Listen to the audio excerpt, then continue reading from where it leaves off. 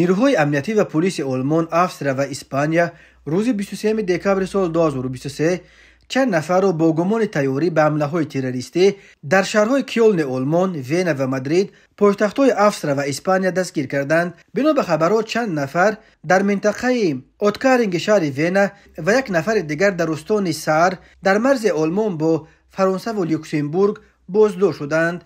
مطبوعات آلمان خبر دادند که این افراد قصد داشتند که حمله‌های تروریستی را در روزهای مولود مسیح و سال نو انجام دهند.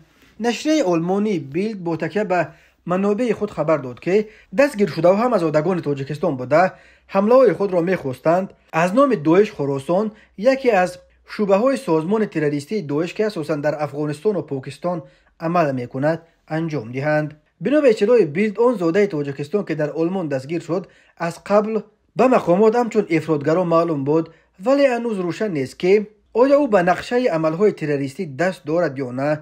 خبرگزاری رسمی آلمان DPA نیز روز 24 دکامبر با تکیه به منابعش در مقامات امنیتی خبر داد که افرادی که قصد حمله به کلیسای جامع شهر کیلن را داشتند می توانند به سازمان‌های داعش خراسان ربط داشته باشند. قبلا پایگاه خبری آلمانی فوکس آنلاین خبر دادند که هدف حمله‌گران می توانستند مردمی شوند که برای نماز روز مولود عیسی مسیح در کلیساهای جامع کیلن، وین و مادرید جمع آیند.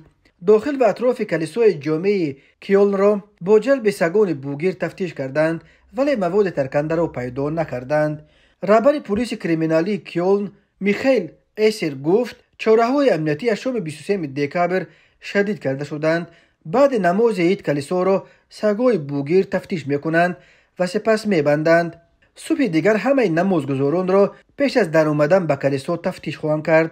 در همین حال یک منبع پایگاه خبری بامداد در جمعیت تاجیکان مقیم آلمان گفت خطر این تاجیکای داعش یکمی از بودش بزرگتر نشان داده می شود. این هم صحبت بامداد گفت تاجیکای عضو داعش بعد سرکوب شدن این گروه در سوریه و عراق اکثرا به اوکراین پناه بردند. بعد آغاز حمله روسیه به اوکراین اینها با استفاده از فرصت به صورت عمومی به اروپا آمدند، ولی فکر نکنم که اونا خطر جدی داشته باشند. از حد زیاد میلقند و خود را خیلی خطرناک و مهم نشان دادنی میشوند ولی در اصل چیزی از دستشان نمیآید. اینو اکثرا جوانان رهگم کرده اند که نمیدونن خود را به کدام ساحل بزنند. او از پرونده پرسر و صدای 5 تاجیک یادآور شد که 2 سال پیش در شهر دوسلدورف آلمان نیز با اتهام آمادگی به انجام حمله‌های تروریستی دستگیر شدند. بنا به اطلاع همصحبت بامداد این پرونده در نهایت پوش خورد و بجز از 2 رهبر آن گروه بقیه حکمای سبک گرفته